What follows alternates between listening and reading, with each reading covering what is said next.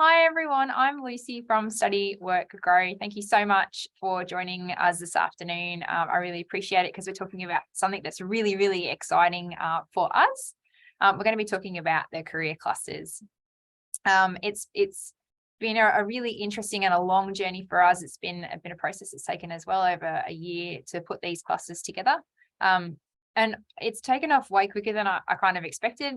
Overnight, I woke up this morning and people in the UK have been talking about the career clusters from the Career Development Institute, and people in Canada are sharing them. So it's really exciting, and we're going to hopefully keep up with everything. So I just wanted to start out the session by just acknowledging the traditional owners of the lands where I'm coming to you from today. I'm in Cairns in Far North Queensland, and this is Gimuy in Irukandji country. It's a really beautiful place, and I want to pay my respects to the traditional owners and to their elders past, present and emerging. Today, we're going to have a relatively short session. It's only 30 minutes. It is being recorded. I will pop it up on YouTube and I'll send it out via email afterwards. So if you need to drop out, that's totally fine. If you come in a bit late, also totally fine. It'll be there for you to access whenever you like. And we're going to talk about the career clusters, and I'm going to go over some of the research behind them, how we came up with them. I'm going to explain each of the clusters in a little bit more detail and give you some of my thoughts on each one and what that might mean. And I'm also going to talk about some of the supporting resources we've created and some of the things that we want to help you guys do, you people do in your schools and in your different institutions to be able to use these clusters, because that's what we really want. Is we want to see them being used as well as possible and as widely as possible. Oh, and of course my slide didn't work straight away. Okay, here we go. So we started this process because we realized that people have been thinking and talking about jobs the same way for a really long period of time. And times have changed. We all know the world of work's changed. I go on about that all the time. We need a new way for new times. I saw a stat the other day that 65% of jobs that the current kindergarten kids will be doing haven't even been created yet. So we know that a lot's changing. The OECD did a report talking about the dream jobs, the aspirations of our teenagers, and they found that around half of all teenagers aspire to just 1% of jobs. And even more scary is that these are the really old jobs. So some of these jobs that they are still aspiring to in this top 10 have been around for hundreds of years, some of them thousands of years, in pretty much the same format. And we think that we need really to move on. It's also really hard for young people to get their heads around the huge variety of jobs that are out there. So I always go back to the example of the firefighter. They know what a firefighter does, they know where they work, they know what kind of outfit they wear, but they don't understand the jobs of the other people in the fire station. So they don't understand that there's someone behind them who's writing the schedules for the firefighters and who's maintaining the trucks or who's building the trucks in the first place. And all of those other jobs are the things that we really want to bring to the surface with these clusters and make it really easy for young people to visualize these kinds of roles, because the clusters give us a way to think differently. So we have done a lot of research. It's gone on behind the scenes. Some of it was messy. We had huge sheets on the wall with different classifications, systems, and all sorts of things going on. But we found that we came back to these sort of three main key reports. So the first is the Foundation for Young Australians New Work Mindset report, came out in about 2016, and it talked about this idea of job clusters. They looked at, so I think it was like 66,000 job ads, and they broke them all down into skill sets, so technical and transferable skill sets. And then they created these clusters based around people who share similar skill sets and the kind of places that they work in. That's a really exciting model. We've spoken with the Foundation for Young Australians. They're really supportive of what we're doing because they've actually decided to move on from those job clusters. They're not going to be doing any more work in that space. So we thought it was a great way for us to build on their work and extend that a little bit further. Second report that we really relied on was this Dream Jobs Aspirations for Young People from the OECD, because it told us a lot about what young people are already thinking about jobs and kind of highlighted the areas where we need to maybe think a little bit differently.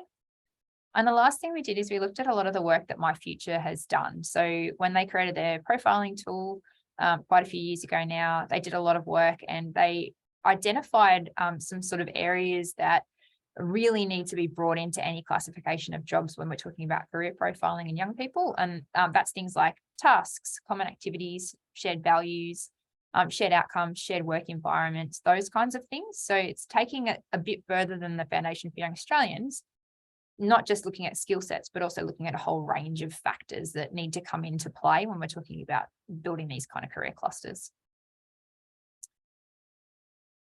So we know that young people take shortcuts. I have 3 young people of my own, and they definitely take shortcuts, but we wanted to help them take better shortcuts.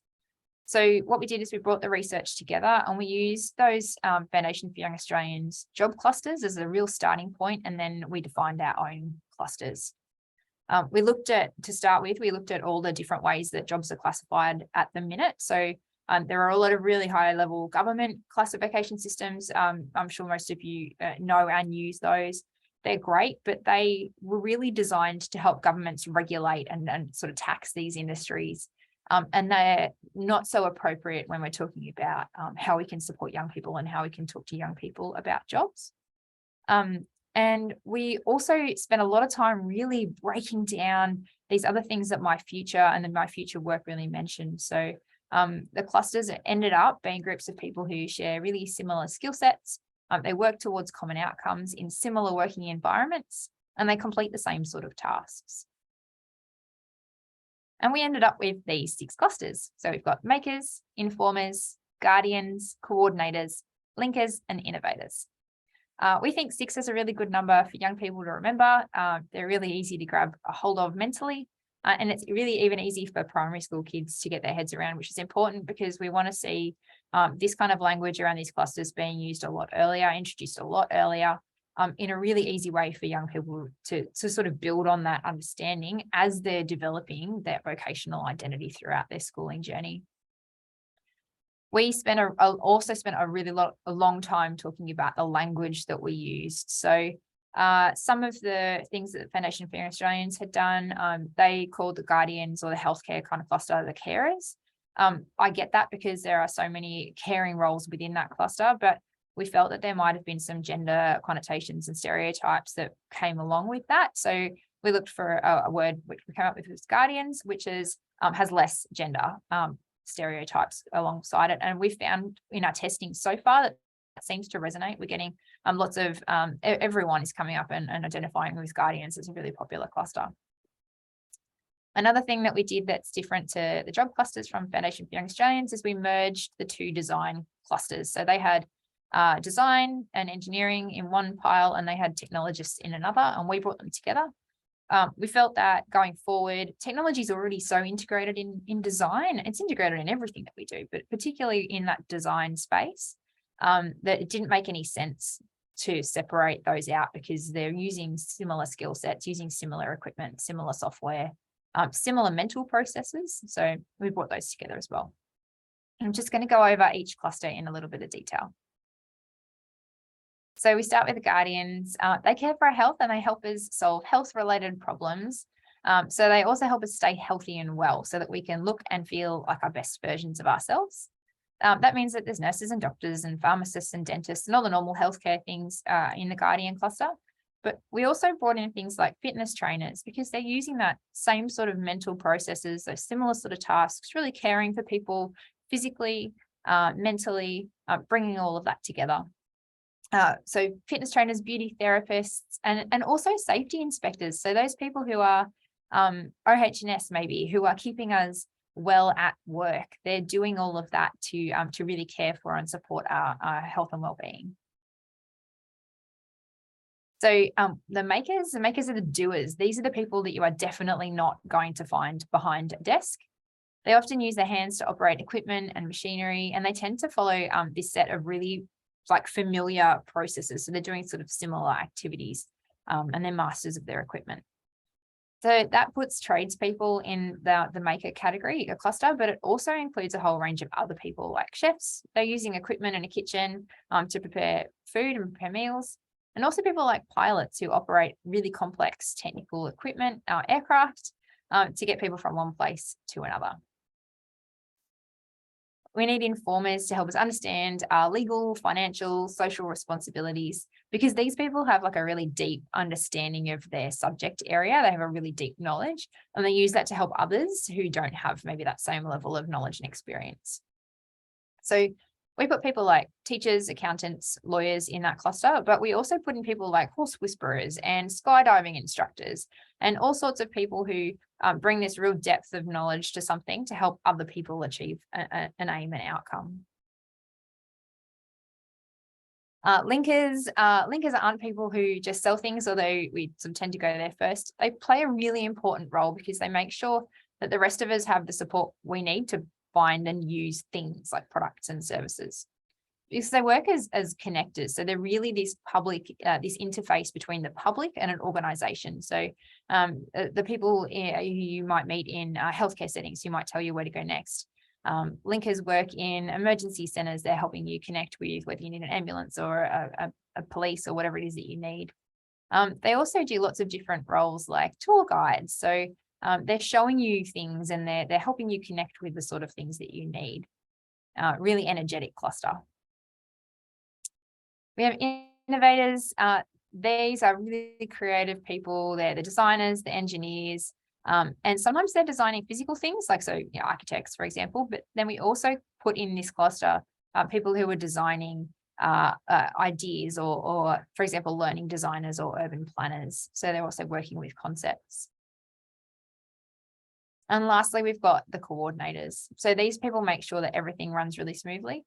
And they're working at like really high levels. A lot of us think of coordinators, we think of business administration, but managers are also coordinators. Highest levels of government are full of coordinators. CEOs are often really strong coordinators. They have to be in order to keep control of everything and to manage everything properly. So that's also a really exciting cluster. And you'll find people from every cluster in every workplace. So sometimes that means that people are going to have to double up. So for example, in our own workplace, we've got a pretty small team here. There's 5 of us, but one of them is my son and he packs the boxes for library packs. So I'm not really sure he counts. But some of us take care of more than one cluster, and we also outsource. So we bring in clusters like informers and accountants who are accountants or lawyers to help us with things. We had some makers come in and help us install some air conditioning units because it's really, really hot up here. So even though we might not have all of those people in all those different clusters on payroll, we still have all of those clusters who have contributed to our workplace. We're just going to have a really quick look at an example because I always think it's easier if you've got an example in front of you. So this is the agricultural industry example. It does not include every job within the agricultural industry. It's just giving you a bit of a taster. And they need way more than these people to keep the agricultural industry going. But what we can see is that we've got innovators within agriculture who are developing machinery. They're coming up with sustainable farming practices, doing new ways of doing things. We've got guardians who they're monitoring the safety on the farms. And they're making sure that whole process is safe, maybe from farm to market. We've got informers. They're caring for the finances, making sure the accounting's getting done, looking after the legal issues. Coordinators who are helping us find farmhands and hopefully fruit pickers at the right season, and they're managing the farm. We've got makers who are doing things like driving the products to distribution centers and repairing harvesting equipment. And we've also got linkers, and these are the people who are helping take the product to market, to wholesale or to customers. So what comes next for the career clusters? In a word, lots. So we're just about to release the resource pack for schools. This pack is really similar to the Ponder unit. So if you are a Ponder school, then you'll already kind of be familiar with this. We put together a PDF and it contains links to a set of slideshows that you can then use however you like with your students. We've created one sort of 10-minute slideshow to introduce the career clusters. And then we've also got some longer ones. So there's like three sets of longer ones. There are videos because we know that young people like to watch things on YouTube. So we've created some little animated videos that explain the whole concept and help them get their heads around it. Some posters, some activities, lots of things. And that is hopefully out on Monday, and we will email that to everyone. So you don't need to do anything to get that. We will definitely email it to you on Monday. We're developing a career cluster quiz. It's in beta testing at the minute. We're really happy with it. We've tested it with a whole range of students, younger, but mostly sort of like 9 to 12, year 9 to 12. and also some adult volunteers. And we've been starting to test it with some diverse groups, so with some neurodivergent people. And we're hoping that the career cluster quiz is going to be out and fully accessible by the start of next year, possibly even before that. It's a really short quiz, so it's only 30 questions, takes about 5 minutes to complete. It's not a difficult test. They can complete it online and it is secure. So all the data is stored in Australia, and we can't access anything ourselves. And afterwards they get their results. So they get a little bit of information about their top clusters, as well as the clusters that maybe they don't sit in so much. And then we also give them some links so that they can go and access more information about which cluster they're in and that kind of thing.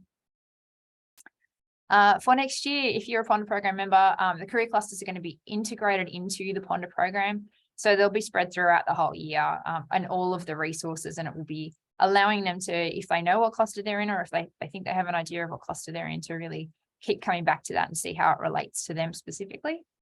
If you are familiar with our job spotlights, we're keeping them going, but we're also going to introduce some workplace spotlights next year. So these will look at a workplace in detail, and they'll really outline all the different cluster roles. And we're hoping that that once again brings some more visibility to those sort of hidden roles, or those hidden jobs a bit. So that's going to be coming next year as well.